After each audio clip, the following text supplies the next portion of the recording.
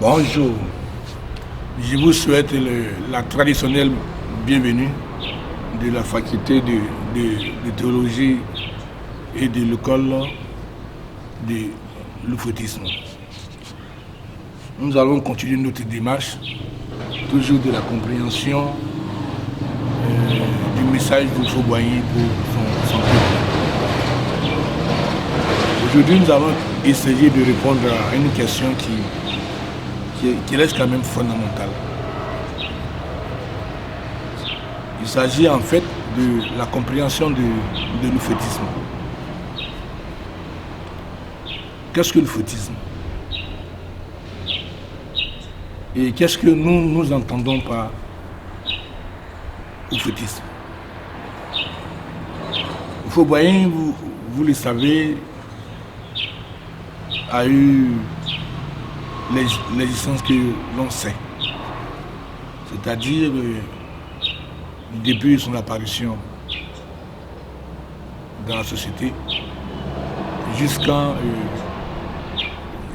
sur la scène politique. On a vu aussi le Fauboyen dans son action en tant qu'homme politique, dans son action politique, mener un mouvement, le mouvement de l'indépendance de notre pays. On a vu Oufoué dans cette démarche. Mais on a entendu aussi Oufoué non pas seulement agir, mais aussi parler, communiquer, exprimer sa perception des choses et de la vie. Au soir de son existence, on a surtout vu Oufoué s'aimer la graine de la recherche de la chose de la paix. Paix qu'il a définie à la fin comme étant sa seconde religion. L'homme m'a demandé un jour, mais quelle est ma base de connaissance de Fauboyen? On me l'a demandé à cause de la jeunesse de mon âge, parce que mon âge pris par rapport au contexte de Fauboyen, il faut le comprendre. On me dirait que j'étais tout jeune. Effectivement, cela est vrai. Mais j'ai répondu ceci. J'ai répondu que j'ai quatre bases de connaissances. Quatre bases de connaissances. Donc, il y a d'abord le peuple qui a vu Oufoué c'est de loin, mais qui a senti l'agir d'Oufoué dans son existence, à travers l'obtention de l'indépendance. Mais il y a aussi ceux qui ont connu Oufoué, qui ont joué une sorte du rôle des prophètes pour l'arrivée et pour le vécu qui allait être celui que Fauboyen a eu. Ceux-là, en griffe, je le considère dans ma mémoire comme une sorte de prophète de la personnalité de Foué. Il y a aussi, et surtout, ceux qui ont vécu, mangé, bu, travaillé avec lui, ses amis, ses proches. Ceux-là, je les considère un peu comme, par analogie, comme ses apôtres. Parce qu'ils ont un témoignage vivant, concret. Et ces personnes existent, du moins pour ces deux d'entre eux. Ils sont une mémoire, une référence pour la compréhension de la personne de Foué. Mais comme j'ai posé une analogie, je vais poursuivre dans le sens de cette analogie-là. À côté de ce que j'ai pris comme apôtre, il y a aussi dans la catégorie des apôtres ceux qui n'ont jamais connu Foué, mais qui, par une autre façon, ont du Foué une certaine vision, une certaine compréhension, un certain vécu. Que seule la réalité de la vérité et de la chose spirituelle que cette vérité-là peut faire comprendre. Alors, et c'est tout ça là, tous ces éléments que je viens de citer qui mis ensemble forme la connaissance du sens que je donne, la façon dont la chose de l'oufoutisme est appréhendée à notre niveau, disons à mon niveau. Alors, je viens de parler de spiritualité, je viens de parler d'apôtre par analogie et de la possibilité qu'on puisse avoir par des moyens autres que le peuple, autres que les prophètes, autres que les apôtres, pour ces connaissances de foi. Et cela est dû à la chose même de Dieu. Je pense que connaître au foi autrement que par ses voies est la manifestation de l'authenticité de sa foi, de la foi qui a été la sienne. Il a dit, je vais bâtir, construire quelque chose à la hauteur, pour Dieu, à la hauteur de ma foi. Et il a construit la basilique qui compte parmi les plus grandes, si ce n'est que la plus grande au monde à ce jour. Alors donc, je vais en arriver au fait que par Dieu, par le fait simplement de sa foi, vous pouvez peut-être compris et connu. Puisqu'il a exprimé une foi, puisqu'il a eu une intimité avec Dieu, qu'il a exprimé, alors Dieu peut être témoin. Dieu est alors témoin de ce qui a été l'existence de Foubagne. Donc Dieu peut en parler. Parce que quand j'ai cité tous ces éléments, j'ai fait exprès, j'ai attendu pour mettre à la fin la vérité, la réalité de la personnalité de Dieu lui-même. Puisque Foubagne ne cessera de dire que j'ai trois juges, Dieu, ma conscience et le peuple. Donc voilà comment est-ce que la chose de Dieu va intervenir dans l'existence de Foubagne et permettre qu'on puisse l'exprimer comme on le ferait pour un témoignage. Parce que c'est effectivement un témoignage. Dieu même est témoin de l'existence de Foubagne. Puisque Fou l'a confessé, avoir continuellement reçu l'aide de Dieu pour mener l'existence qui est la sienne, que nous tentons d'exprimer. Donc, au nom de cette foi, il devient alors possible de parler de ce que, d'une théologie de l'euphotisme. Théologie de l'euphotisme que je vais faire, dont je vais faire comprendre la nécessité pour la pérennisation de la chose de la paix. La paix telle qu'il a proclamée, et surtout la paix comme étant, comme il a dit, sa religion seconde. Je vais dire qu'il faut une nation théologique pour que la paix ne cesse pas, pour ne pas que la paix ne reste pas un vain mot. Je veux dire que pour que la paix ne reste pas un vain mot, il faut que cette paix-là soit soutenue par une nation théologique. Et c'est à ce à quoi nous nous attelons quand nous parlons de théologie de l'euphotisme. Donc, je disais donc que la foi devient un moyen d'appréhension de la personnalité et de l'œuvre de Dieu. Et l'intérêt de la foi vient de ce que, en plus du témoignage que peuvent faire les hommes, avec la conscience, les consciences qui leur sont propres, la réalité, la vérité de Dieu, la présence de Dieu aussi va venir appuyer quand c'est le cas, ou réfuter quand ça ne l'est pas. Les témoignages que l'on fait, la conscience que l'on exprime de la connaissance du Foubagne. Parce que la foi a cette caractéristique-là, d'être quelque chose que l'on ne peut véritablement manipuler, surtout quand elle est authentique, et que Dieu lui-même se fait garant de cette foi-là.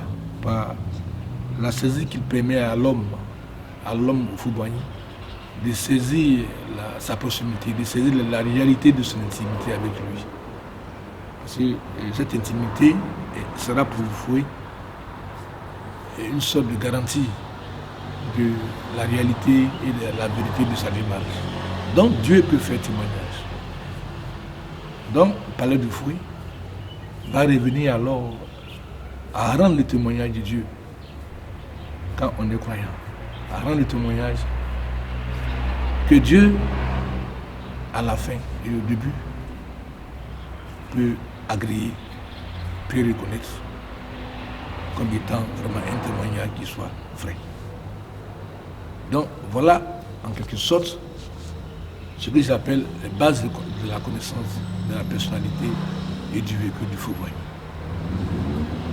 Il faut savoir de la foi qu'on peut vivre, dormir, faire tout ce que l'on veut, mais ne pas partager la foi, détruire la foi des autres. Il est aussi difficile, en fait, de pouvoir entrer, de s'introduire dans la foi de son semblable. Surtout quand cette foi-là, elle est réelle. Je vais en arriver au fait que on ne peut et on ne saura jamais tricher avec ce qu'une foi peut avoir de réel et de réalité. On ne peut pas tricher avec une foi, avec ce que cette foi-là peut avoir d'authenticité. On ne peut pas. Alors, ça veut dire que si l'on parle de la foi, et parce que l'on parle de la foi, on va s'ouvrir le chemin de compréhension. Qu'on ne peut pas avoir quand on n'a pas la foi, quand on n'a pas compris la foi de la personne. Parce que, je le dis pourquoi? Je dis parce que l'agir de l'homme a besoin d'être interprété. L'agir de l'homme a besoin d'être compris.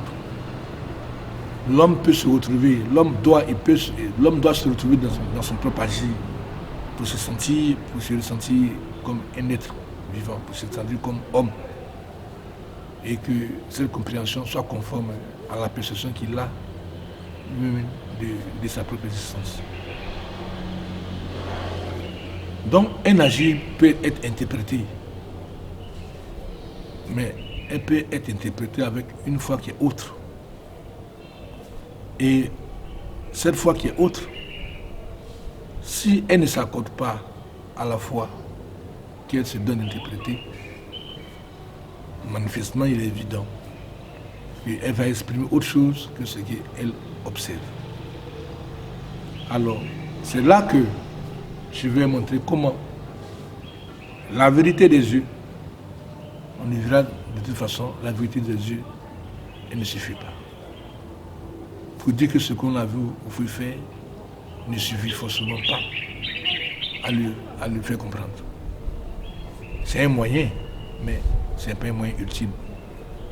Ce qu'on a entendu dire au feu, à la limite, ne suffira pas. Ce qu'on a pu sentir du feu obéira, si nous continuons notre logique, on comprendra que ce qu'on a entendu vous dire, dans la mesure où on n'a pas compris la foi du feu, c'est que ce qu'on a entendu, on n'en a pas compris. Donc on n'a pas compris le feu. Donc la foi, donc, vous voyez, la foi, je prouve par là la nécessité de la chose même de la foi, qu'il faut donc finalement prendre pour point de départ et le point d'arrivée pour la compréhension du foutisme. Donc, parler de l'euphétisme, comme il faut la faire, comme d'une religion, je ne peux que y adhérer, je ne peux que le reconnaître et y adhérer. Parce que je peux dire alors que Houphouët-Boigny, il a eu raison. Il a eu raison parce qu'effectivement, à partir de la foi, la chose de ce qu'il a cru peut être justifiée. Avec l'aide de Dieu, avec le témoignage même de Dieu, alors la foi de foi peut être comprise. C'est cette perception de la foi qui va me permettre, moi en tant que chercheur, en tant que graine, de s'aimer pour la richesse de la paix, de sortir comme une jeune plante qui pousse, qui sort du sol, et proposer une solution, faire une proposition sur la chose de la paix. Pour le problème, la problématique de la richesse de la paix, qui est une méditation constante, pour nous, et qui, ce n'est pas, doit l'être. Je vais dire que la réponse de la paix, l'homme ne trouve finalement la paix que dans sa propre foi, dans la chose de sa foi. Donc c'est dans la foi de l'homme qu'il faille aller chercher et construire les éléments de la foi. Que cet homme sera amené à exprimer comme expression de sa vie, comme expression de la nature intrinsèque de ce qu'il est. Je dirais en vérité et en réalité. Alors, nous voilà donc dans ce contexte de recherche de la paix. Et ce que je veux dire, c'est pour montrer que nous avons travaillé à cet héritage qu'il faut bien laisser, qui est la chose de la paix. Et c'est quand on a compris la paix, de la même façon que quand on a compris la foi, on se comprendra que la foi, la paix dont tu parles, n'est que l'expression de sa propre foi, n'est que l'expression de sa foi. Et tel qu'il est exprimé, le caractère divin de cette paix-là peut être retrouvé. Et c'est parce qu'on peut le retrouver que je peux alors prendre Dieu pour témoin, parler alors du témoin de Dieu.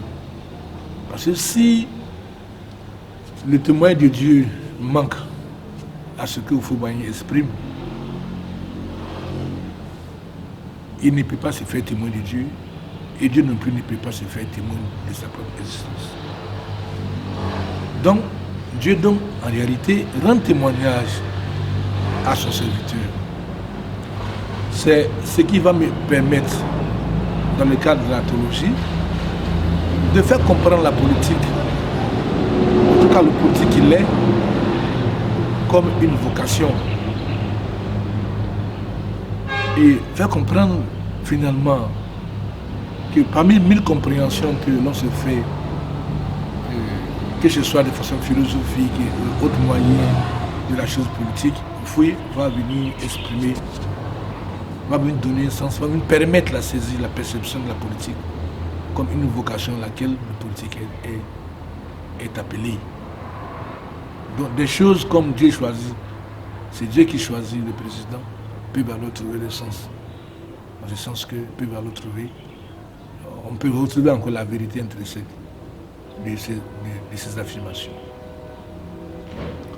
Alors donc, voilà donc pourquoi je parle de foi et pourquoi je parle de Dieu et pourquoi je parle d'une vision.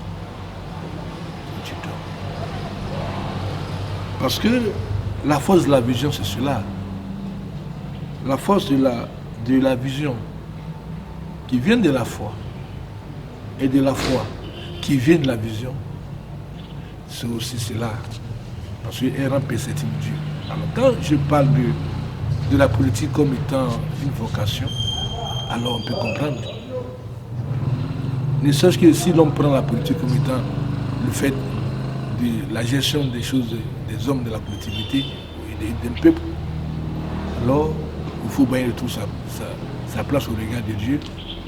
Dieu en tant que créateur de l'homme, en tant que celui qui préside au fait pour l'homme d'exister.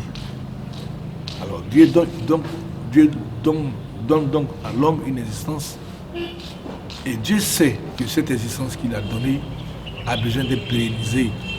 Donc a forcément besoin qu'une gestion de cette cette existence soit assumée, qu'elle soit faite. Alors, Dieu est comme obligé de désigner, de choisir quelqu'un pour répondre aux attentes de son peuple, c'est-à-dire à l'attente du peuple de Dieu, à l'attente de tous ceux qui peuvent se reconnaître en lui. Alors, on comprend que la perception de la politique de l'oufoutisme, elle ne peut pas être réduite à une expression démocratique. Je vais parler du sens que l'on donne à la liberté dans un contexte démocratique. Alors, vous voyez que Houphouët-Boigny va se démarquer de ce contexte-là. C'est pourquoi je dis que si vous ne comprenez pas la foi de Fouille, les expressions que vous allez faire, assez ignorant la réalité de sa foi, ces interprétations, bon, montreront leur carence, leur insuffisance en fait. Et de la même façon que on ne peut faire injure à une personne que personne ne connaît pas, alors on prendra une injure pour une vérité. Et une vérité que l'on dira, l'on le ressentira comme une injure, parce que simplement on ne connaît pas la vérité sur la personne, sur l'objet que l'on prend comme moyen de réflexion et sur l'opinion. Alors, les divergences d'opinion peuvent se comprendre. Que retenir d'un objet? Soit, est-ce la manifestation des opinions des uns des autres et se réduit à cette manifestation? Ou, si l'on reconnaît la réalité de Dieu, aller vers ce Dieu qui transcende l'homme et qui le fait exister. Parce que veut une manifestation des opinions dans leur contrariété, dans tout ce qui peut comporter comme caractéristique? Ceux qui se manifestent les opinions se donnent quand même un certain objectif, un certain but à atteindre, qui est, comme on le dirait en matière de justice, la manifestation de la vérité. Alors, si l'on, comme on le dit en justice, travaille pour manifester la vérité, si nous on s'exprime pour manifester la vérité, alors pourquoi refuser à Dieu que l'on conçoit, que l'on sait comme étant ce que la vérité a de vrai, ce que la vérité a d'ultime, ce que la vérité a d'intrinsèque? On dirait simplement que Dieu seul est vérité. Alors, nos opinions doivent nécessairement venir doivent passer sous le regard de Dieu. Nos regards doivent pouvoir croiser le regard de Dieu, pour la simple raison que il est vérité. Donc, je l'ai dit, au lieu de faire la guerre pour comprendre, pour se donner le moyen, pense-t-on, de comprendre la nécessité de la paix, ça ne sert à rien. Je ne vois pas à quoi ça sert de vouloir la vérité, de vouloir la comprendre. Et puis en même temps, ne pas commencer par la recherche de Dieu, qui permet effectivement la compréhension de cette vérité que nous cherchons. Je vais dire que ça n'a simplement pas de sens. Alors, vous voyez que le fautisme, en fait, se dégage. Le fautisme dont je parle, vous voyez que ça se dégage. Je vais donc dire que le fautisme ne peut pas donc se définir. On ne peut pas définir le fautisme sans que l'expression de la chose divine n'apparaisse. On ne peut pas parler de fautisme sans que, on ne pourra pas parler de fautisme sans que ce que nous exprimons nous fasse ressortir. Même le témoignage de Houphouët-Boigny, quand il dit que j'ai 3 juges, Dieu est ma conscience. Dieu est mon juge.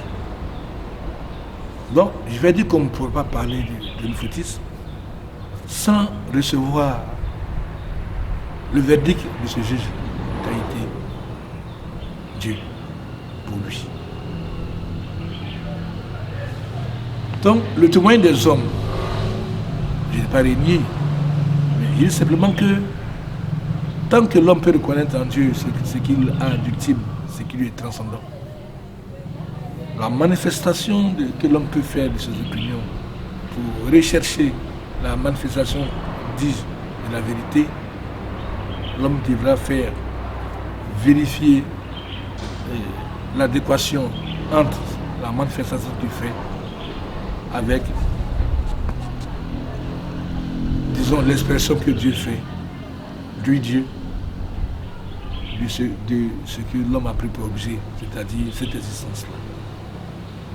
Dieu, le témoin de Dieu, c'est quoi, par exemple? Le témoin de Dieu, c'est le fait, commence par le fait de faire naître l'homme. Une fois qu'il a fait naître, il va les nourrir de tout ce qui permettra aux uns aux autres, à ceux qui le peuvent, en tout cas, la reconnaissance de ce que lui, Dieu, est. Alors, pour comprendre, voyez un peu le problème des indépendances dont Oufoué a été là, un acteur. Voilà que, je le dis que juste à titre d'exemple, voilà que des hommes s'élèvent au nom de Dieu, venez proclamer la nécessité d'une civilisation autre, au nom de Dieu.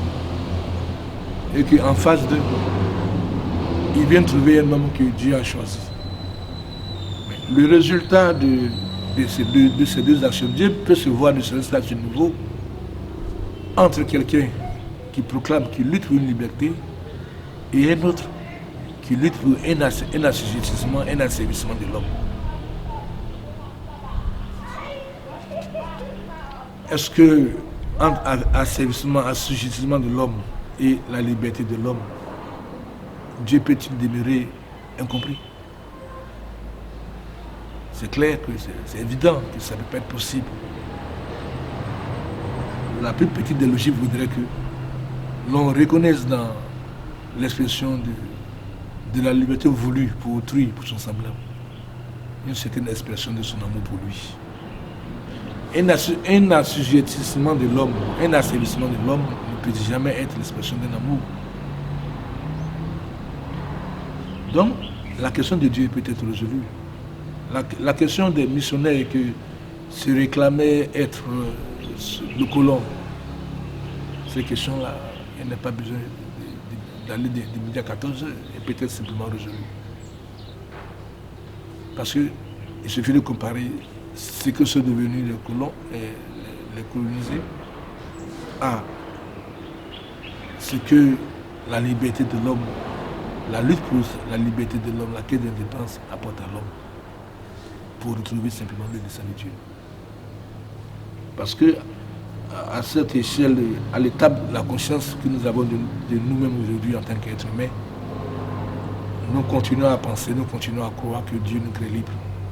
Et pour nous avoir créés libres, il a exprimé sa volonté de voir l'homme être et demeurer libre. Alors la chair de Dieu donc peut se comprendre. Donc je vais dire finalement que vous voyez que le fautisme ne pourra pas se comprendre sans cette action de Dieu. Donc, qui ignore, qui ne sait pas lire la circonstance, Dieu de la circonstance qui constitue l'existence qu'il a formulée pour Oufoué et à travers Oufoué, pour le devenir d'un peuple, celui-là, alors, il aura encore besoin de poursuivre cette quête de la compréhension de l'euphotisme. Parce que l'euphotisme ne pourra alors pas se comprendre sans Dieu. Puisque Oufoué a vécu avec Dieu, comment le comprendre sans Dieu? C'est une question qu'il faudra résoudre pour se prévaloir d'avoir compris ce que c'est que l'euphotisme.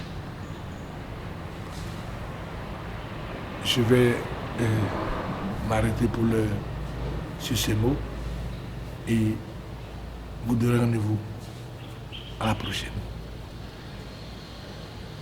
Je vous remercie pour votre attention.